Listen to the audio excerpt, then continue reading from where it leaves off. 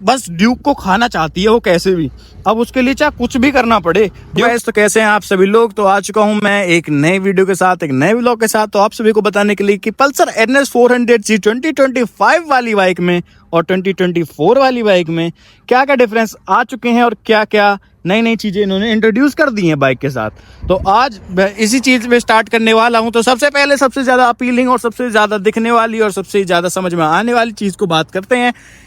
सबसे इजी से स्टार्ट करेंगे तो वो है बाइक के टायर्स। तो ये सब चीजें तो आप सभी को पता ही होगी कि बाइक के टायर अपग्रेड हो गए हैं, सिंटर्ड ब्रेक पैड आ चुके हैं बाइक के अंदर, जो कि हमारे 2024 के बाद वाला वेरिएंट है उसमें ही आ गए थे, जो सबसे पहला वाला था 43 PS वाला।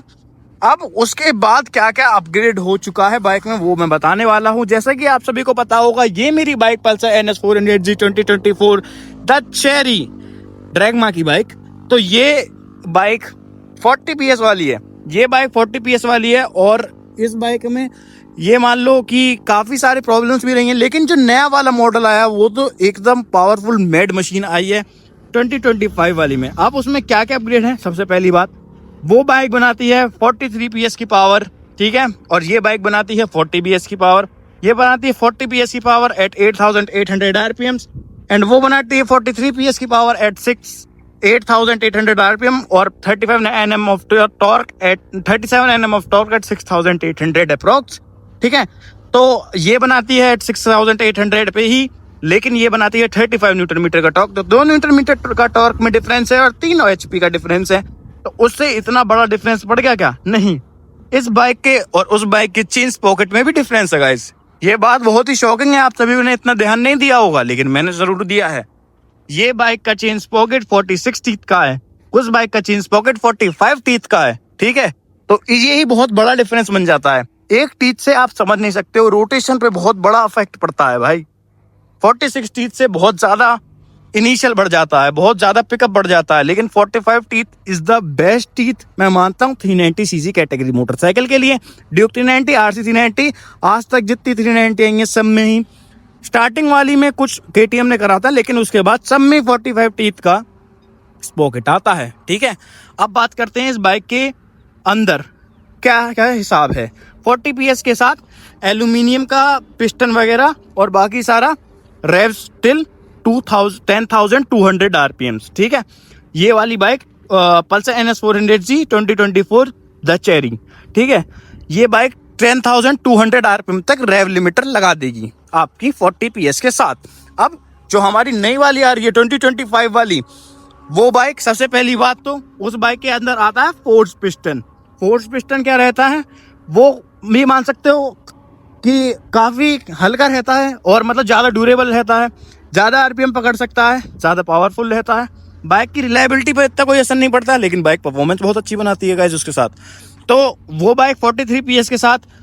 अब मुझे ये नहीं पता कि जो 43 PS वाली आई अब जो आ रही है वो वाली में है शायद से फोर्स पिस्टन, उससे पहली वाली में था कि नहीं आई डोंट नो, लेकिन अब वाली में पक्का है।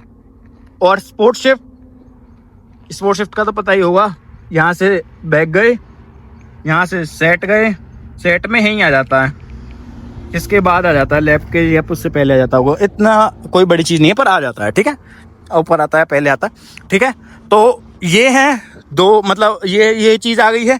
अब 43 PS के साथ साथ उसमें एक चीज़ और ज़्यादा है गाइस कि वो बाइक 10,200 से नहीं 10,700 RPM पे जाके उसका लिमिटर लगता है, मतलब कि 500 RPM सीधा बढ़ा दिए गए हैं। मतलब अप्रोक्स एक मेड मशीन इन्होंने एक ऐसा बीस्ट रेडी कर दिया है बजाज वालों ने। बजाज इसके साथ बहुत ही ज्यादा सीरियस है कि बस ड्यूक को खाना चाहती है वो कैसे भी, अब उसके लिए चाहे कुछ भी करना पड़े। ड्यूक 390 की मार्केट पीटना चाहती है वो प्रॉपरली। इस वजह से ही अब 2,30,000 के अंदर तो क्विक शिफ्टर आ नहीं सकता था वो वाला मैकेनिकल वाला, तो उन्होंने क्या करा, इलेक्ट्रॉनिक डाल दिया। बहुत ही अच्छा एक इनिशियल है ये इस चीज को लेके, है ना। तो उससे क्या रहता है कि आप अप शिफ्ट और डाउन शिफ्ट कर सकते हो क्लच लेस, ठीक है, जैसे हमारी बाइक में वो नहीं है, ठीक है। 2024 वालों का तो बहुत गंदा कटा है, ठीक है, क्योंकि उनको तो कद्दू भी कुछ नहीं मिला ठीक है, उसमें से हम भी एक हैं, लेकिन कोई बात नहीं है गाइस, इनको 43 PS वैसे देना चाहिए था, ठीक है गाइस। अब हमारे Apollo alpha H1 sintered brake pads, 43 PS की पावर, रेव स्टिल 10,700 RPMs। ठीक है, ये तो 4 मेजर डिफरेंस है ही है। और बाइक जो हमारी वो फोर्ज पिस्टन वाली है वो भी एक बड़ा डिफरेंस है। उस बाइक के एग्जॉस्ट नोट भी थोड़ा सा ज़्यादा सूदिंग और थोड़ा सा ज़्यादा रोरिंग की तरफ है। वेयरएज इसका चलो सुनवाई देता हूँ, अपनी तो बाइक है। कौन से में, न्यूट्रल में ही है। ऐसा एग्जॉस्ट साउंड है इसका, मतलब ठीक है, अच्छा एग्जॉस्ट साउंड है इस बाइक का भी, नो डाउट कि एकदम प्यारी लगती है सुनने में, है ना। ये एग्जॉस्ट साउंड बहुत, एग्जॉस्ट नोट बहुत ही प्यारा है। बहुत सारे लोगों की ड्रीम बाइक है, मेरी भी ड्रीम बाइक है, क्योंकि मैं खुद एक मिडिल क्लास फैमिली से आता हूँ और मैं हमेशा से चाहता था कि मेरे को भी एक स्पोर्ट्स बाइक रहे मेरे पास भी चलाने के लिए, है ना। तो ये है अपनी NS 400G 2024 वर्सेस 2025 वाले मॉडल का हिसाब। तो ये 373.27 वाला 40 bhp का जो 10,200 RPM पे जाकर लिमिट करता है, वो है 43 bhp का 10,700 RPM पे जाकर लिमिट करता है। और उसके अंदर फोर्ज पिस्टन है और इसमें नहीं है। उसमें पीछे 45 टीथ का स्पॉकेट है, इसमें 46 टीथ का स्पॉकेट है। मैं आपको दिखा भी दूंगा वीडियो कि 46 टीथ का ये ज़्यादा बड़ा लग रहा था, वो छोटा लग रहा था। अपीरियंस में ही पता चल जाती है गाइस कि बड़ा या छोटी चीज़ लग रही है बाइक में, ठीक है ना। ऐसा नहीं है कि बंदे अंधे हैं, ठीक है। बहुत सारे लोगों ने इस चीज़ पे ध्यान दिया, बहुत सारे लोगों ने नहीं दिया, लेकिन तुम्हारे भाई ने दे दिया तो बस बात ख़त्म ही होती है ना। और इसमें बाइक में उससे मतलब वैसे तो बहुत ही ज़्यादा ही, मतलब इस बाइक में पावर की इतनी वो नहीं है, कमी नहीं है। लेकिन मैं बताऊँ, अगर आपको इस बाइक को प्योर पोटेंशियल पे यूज़ करना है ना, पल्सर NS 400 2024, तो भाई 150 से एक्स्ट्रा मत लगवाना। 140 60 R17 अपोलो अल्फा H1 भी आता है एक, वो लगवा लेना। वो भी बहुत अच्छा टायर है, क्योंकि ये टायर बहुत हैवी लगवा दिया मैंने इसमें। मेरे को इतना पता नहीं था तब कि ये 11 साढ़े 11 किलो का टायर है ना। और मतलब रोटेशनल मास बहुत बड़ा रोल प्ले करता है। और किसी भी बाइक में 150 सेक्शन से ऊपर का टायर मत लगाओ, इन बाइकों में ये भागेंगी वैसे ही नहीं 40 हॉर्स पावर वाली, ठीक है ना। फिर वही 170 175 पे ही ऐसे करोगे कि बाकी सबकी आगे जाएगी, आपके पीछे रह जाएगी, तो फिर आपको अच्छा नहीं लगेगा। तो आज का व्लॉग करते हैं यहीं एंड। और ये था कुछ डिफरेंस 2024 वर्सेस 2025 के अंदर, ठीक है।